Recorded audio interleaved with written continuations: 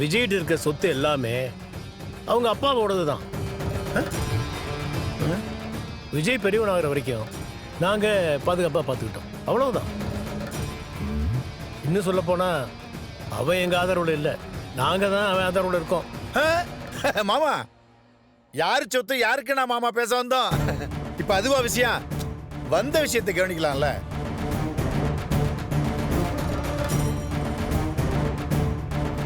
என்ன விஜய், என்ன வந்ததுல இருந்து அமைதியாவே இருக்கீங்க? இந்த இடம் வசதி பத்தலையா? வேணா ஏசி கூட்டி வைக்கட்டுமா? இருங்க வெயிட், கொஞ்சம் மூச்சு விடுங்க.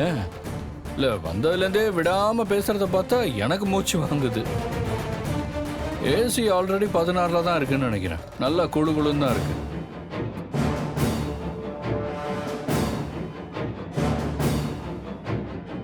பொண்ணை பெற்றவங்களும் பையனை பெற்றவங்களும் பேசிட்டு இருக்கீங்க, நாங்க அமைதியா இருக்கிறது தானே முறை.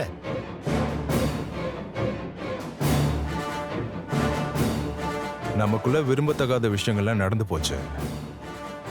அதெல்லாம் பெருசுப்படுத்தாம நீங்களா இங்க வந்ததே பெரிய விஷயம். நடந்ததெல்லாம் நடந்ததாவே இருக்கட்டும்.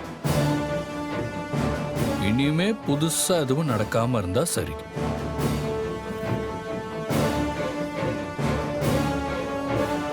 ஐயோ, தனியாவே போட்டுட்டீங்களா?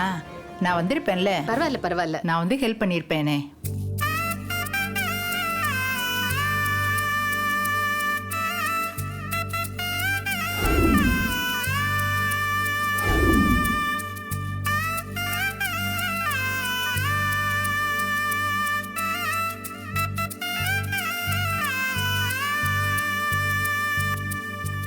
பரவாயில்லையே, சம்பந்திங்க 2 பேரும் ஃப்ரெண்ட்ஸ் ஆயிட்டாங்க. அங்கிள், எங்க அம்மா ரொம்ப ஃப்ரெண்ட்லி. நானும் என் அம்மாவும் ஃப்ரெண்ட்ஸ் மாதிரி தான் பேசிப்போம். ராகினிக்கு எங்க அம்மா நல்ல ஃப்ரெண்டா இருப்பாங்க.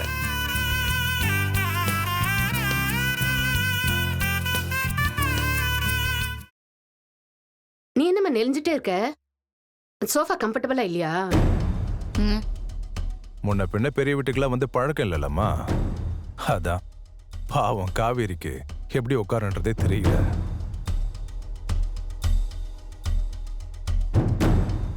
அம்மாடி காவேரி, நாம இப்ப இருக்கிற வீட்டை விட இது ஒன்றும் பெரிய வீடு இல்லைல்லம்மா. அவ்வளவு பெரிய வீட்டுக்கே மகாராணி காவேரி தான். சும்மா ஏதாவது சொல்லணுமே சொல்லிட்டு இருக்காதீங்க, சரியா?